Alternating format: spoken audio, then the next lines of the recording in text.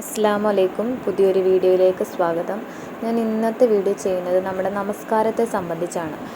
നമ്മളൊന്ന് ആലോചിച്ച് നോക്ക്, നമ്മുടെ വയസ്സ് വെച്ചിട്ട് നമ്മൾ എത്ര നമസ്കാരങ്ങൾ ഉപേക്ഷിച്ചിട്ടുണ്ട്, നമ്മുടെ എത്ര നമസ്കാരം ഖളാ ആയി പോയിട്ടുണ്ടെന്ന് നമ്മളൊന്ന് ചിന്തിച്ച് നോക്ക്. നമുക്ക് എന്തൊക്കെ കാരണങ്ങളുണ്ടാവും അതിനല്ലേ? നമുക്കൊരു കല്യാണം വന്നു കഴിഞ്ഞാൽ, അല്ലെങ്കിൽ വേറെ എന്തെങ്കിലും കാര്യങ്ങൾ ഉണ്ടായിക്കഴിഞ്ഞാൽ നമ്മൾ നമസ്കാരം അങ്ങ് ഖളാ ആയി കളയാണ്. കാരണം എന്തുവാ പറയുന്നത്? നമുക്ക് നമസ്കരിക്കാൻ സ്ഥലം കിട്ടണില്ല, അല്ലെങ്കിൽ നമുക്ക് പറ്റിയ സാഹചര്യമല്ല എന്നൊക്കെയാണ് നമ്മൾ പറയുന്നത് അല്ലേ? നമ്മൾ ഈ നമസ്കാരം ഉപേക്ഷിച്ച് പോയി കഴിഞ്ഞാൽ നമുക്ക് കിട്ടാവുന്ന ശിക്ഷയെക്കുറിച്ച് നമ്മൾ ചിന്തിച്ചിട്ടുണ്ടോ?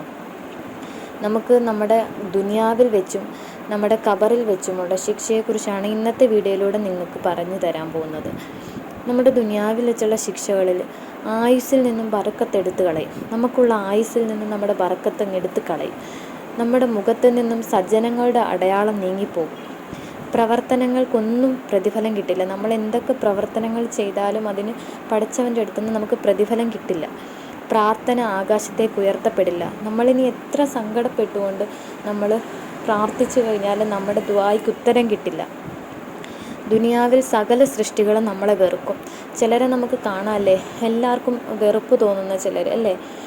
നമ്മൾ നമസ്കരിക്കാതിരിക്കുമ്പോൾ ചിലപ്പോൾ വലിയ വലിയ ആൾക്കാരായിരിക്കും, പക്ഷേ നമ്മളെ സകല സൃഷ്ടികളും വെറുക്കും. അല്ലാഹു തആല നമ്മളെ വെറുത്ത് കഴിഞ്ഞാൽ ലോകത്തുള്ള എല്ലാ സൃഷ്ടികളും നമ്മളെ വെറുക്കുമെന്നാണ്.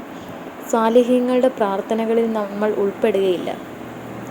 ഈ നമ്മൾ എന്ന് പറയുന്നത് എന്താ? നമ്മൾ എത്ര നമസ്കാരങ്ങൾ ഖളാ ആക്കിയിട്ടുണ്ടെന്ന് നമ്മൾ തന്നെ ചിന്തിക്കാൻ വേണ്ടിയിട്ടാണ്.